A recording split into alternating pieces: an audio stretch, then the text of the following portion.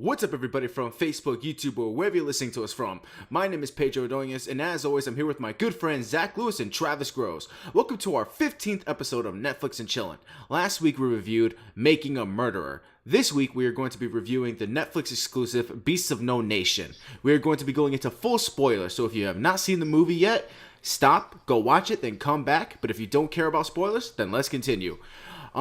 This was a really, I won't say it was an excellent movie. There were points in the movie where I felt like, it kind of dipped down in quality for me a little bit. But, Travis, you've seen this movie before either me or Zach did. So I want to get your perspective first. How did you feel about this film?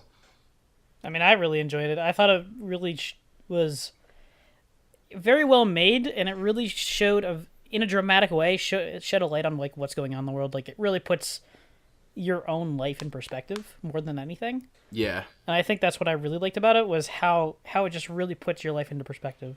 Yeah, you feel grateful after watching this shit. Yeah, you're just like, well, I'm glad I don't live in Kenya. Yeah, that was insane. Like what they go through over there. I couldn't imagine being in that type of position. Yeah, definitely. Yeah, Zach, how do you feel about that environment, that kind of environment that goes on over there? Oh man, I can't even imagine. It's so tough to even put yourself in those shoes. That's just, even especially the main character of this he's just a kid, man, you know? Mm-hmm. And I'm a grown adult, and I couldn't even imagine like going through what he went through, and to be like, what do you think he is in this movie? Like 10, 11, something like that? Yeah, I think he's less than that. I think he's like 7 or 8. Yeah, it's absolutely insane to me to think about that this stuff is actually going on in the world.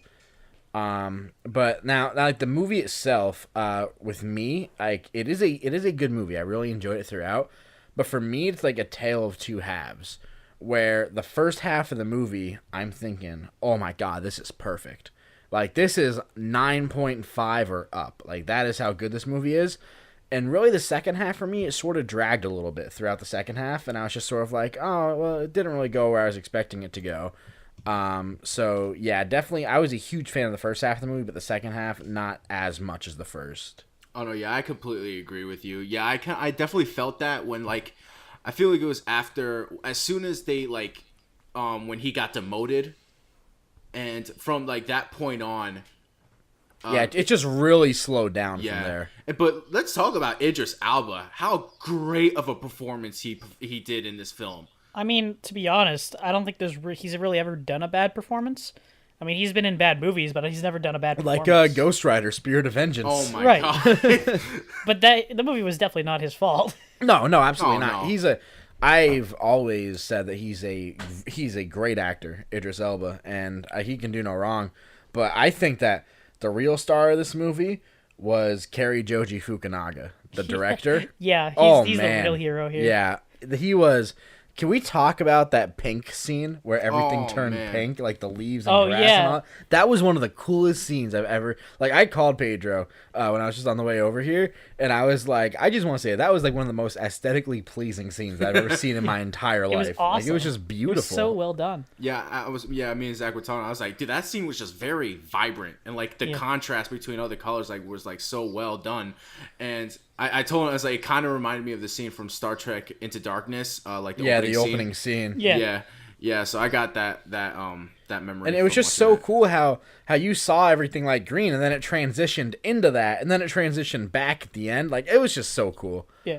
Also, which I guess is really a stamp of Mr. Fukunaga at this point from True Detective Season 1, but there were quite a few really good one-shots in this movie. Oh my god. That just sort of blended into the movie. Like, there were none of them, like, obviously, I don't know, Pedro, you still haven't seen True Detective, but with Travis, we both love the first season, and obviously there is the one shot. Yeah, you're like, this is a one shot. You know it's a one shot, but in this movie it was almost like that Spielberg style disguised one shot, right? Where you don't really notice it, but after so many, you're like, wow, there's a lot of one shots in this movie. Like, he is such a good director. He's quickly becoming one of my absolute favorites. Oh yeah, definitely. I can't wait to see more stuff from him. Oh my god, yeah, it's gonna be great. It's gonna be like, his stuff is gonna. I think he's literally probably the next David Fincher, if not the next Spielberg. Yeah, he is that good. Yeah. Absolutely.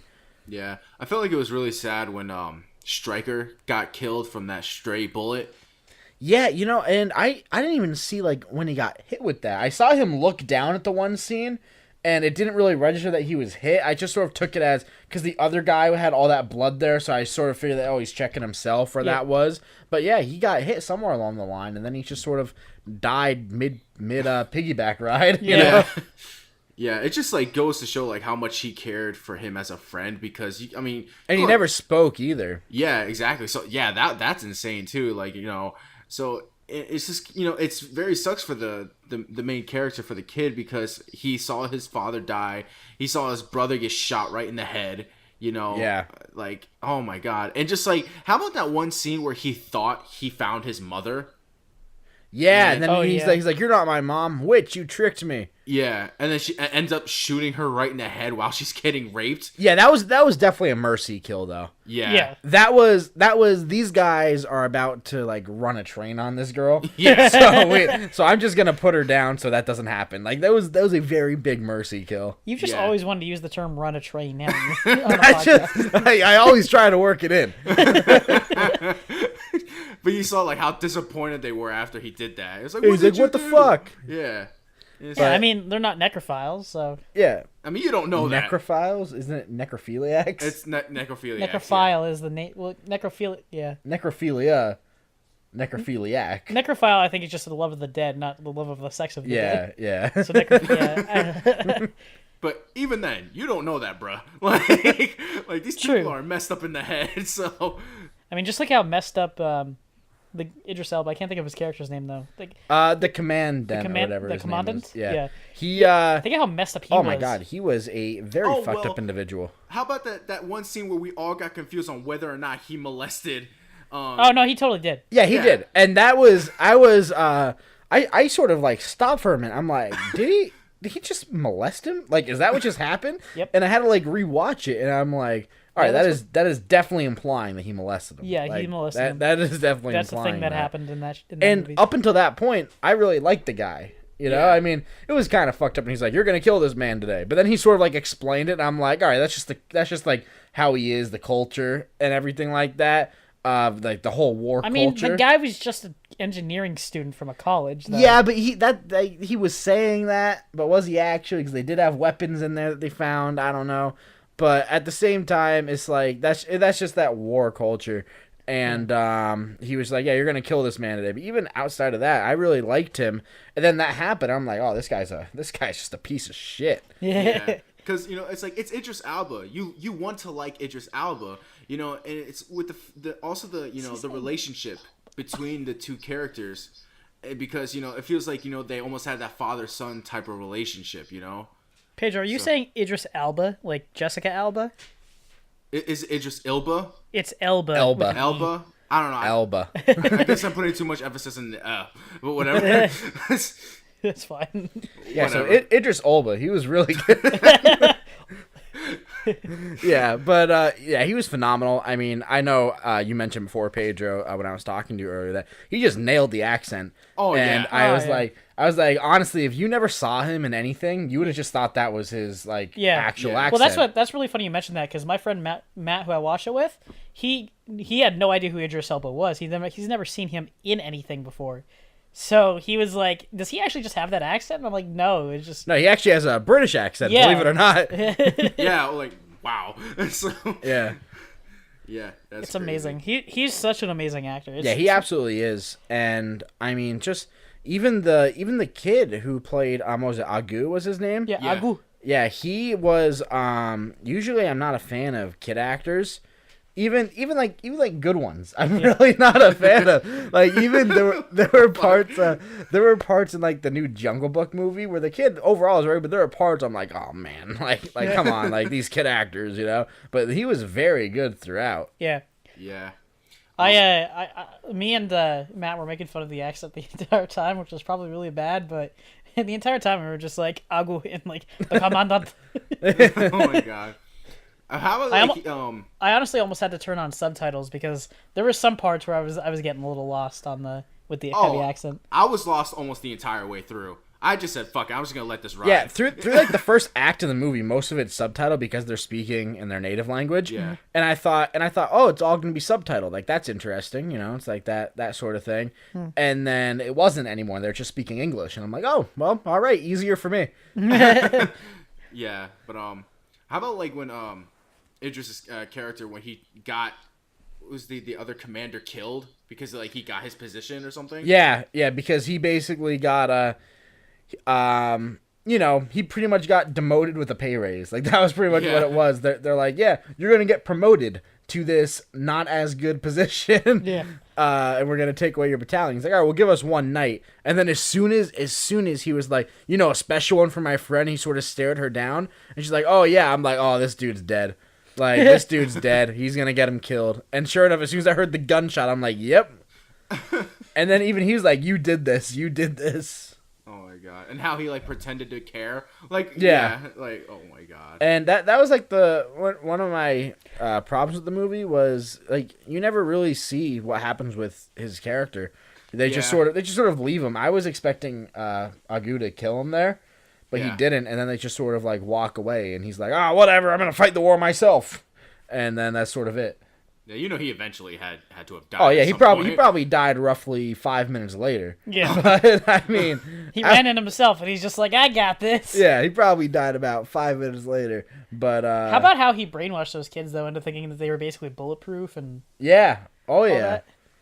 Oh my god, like he was just like making kid soldiers. Yeah. It was because it was really interesting how he was like he used blanks and I feel like that. More than anything was like... How about how the one kid got knocked out during the one training part and they just slit his throat? That when that happened, I'm like, what the fuck happened, man? Like, yeah. Like, yo, you hit him in the head with a stick. Like no shit he's gonna get knocked out. This movie went from 0 to 60 in like 2 seconds. Yeah. Oh my goodness. Yeah, the battle scenes are really cool. Well, not battle scenes, but like the bridge scene there. Yeah. When they sort of ambush the people, and then especially the one when they go into the village, and they like fire the mortar, and then they go, and Idris Elba's just leading the way, like waving down the flag, and that was awesome. How he was getting them all pumped up. He's like, I'm only taking the brave ones, and he's like, he was doing the chant and everything. Like that was such a cool scene. Yeah, he's a very encouraging character. Yeah. So, absolutely. Yeah. He's a hard villain to hate. Yeah, seriously. No, I was funny because with Real Talk we're doing our top 5 villains and top 5 heroes. I was like tempted to put him on the villain list, but I was like, I think that's too soon for right now. You know? Yeah. So, I don't know, but yeah, dude, I really like this movie. So, you think there's anything more to ask or like talk about, or you want to get right into our ratings? Yeah, I'm down to get into ratings. I'm sure I'll add a little bit more as I give my rating. But yeah, you want to start, Pedro? Yeah, I'll go ahead. I really like this movie. I think giving it a 9.5 is, I think, giving it too much because the second half did drag out for me a little bit, and the ending was like, I don't know, it kind of didn't match with the way the rest of the movie was. So I'm gonna give this movie a good 8.9 out of 10. So yeah. All right, Travis. What would you give it? I mean, I just love Carrie so much. Really, we're not talking about that movie. We're talking about Beast of No Nation. Thanks. I had no. More of you Carrie in October. Yeah, no. I just love Carrie Joji Fukunaga so much, and when I rate films, I usually put style above everything, like how it's shot. So I'm probably gonna give it a much higher score. Not much higher. I'm giving it a 9.2. 9.2, okay. And Zach, what about you? All right, I'm actually a little bit lower than both you guys. So like I said, I did really enjoy the movie from beginning, and it did just drag a little bit in the second half. I was much more invested in the first half. The directing was great. Obviously, all the acting was great. So I'm gonna give it an 8 out of 10. 8 out of 10. Okay, so with our 3 scores, it comes to an average 8.7 out of 10 with our P&Z media score. So yeah. Really good movie, guys. Definitely, it encouraged people to watch this movie, and it's just great. I didn't even know this movie, existed until, we had to watch it. So I thought it was great. If I remember correctly, this is the first feature film that Netflix produced ever. Really? It was. Yeah, this was the first one, the first major film produced It went directly to a streaming service. Yeah. wow. Yeah, it was. I remember that like as it was announced because it was like, yeah, Cary Joji Fukunaga, his new movie, and I thought, oh, True Detective guy. It's like, yeah, first one ever to be just straight streaming. Netflix picked it up before any theaters. I'm like, I'm like, dude, a lot of movies are gonna be doing that. Yeah, and that's now gonna be here the we new are. thing. Here we are, like almost 2 years later, and it is the new thing. Yeah, Netflix and That's Amazon. awesome, man. It's because I feel like Netflix gives creators, a lot of freedom. Yeah, absolutely. They do, absolutely. But it's Yeah. also a curse because a lot of really good films get buried because there's just so much. Yeah. They're putting Yeah, out so much. there's a lot on Netflix, Yeah. obviously.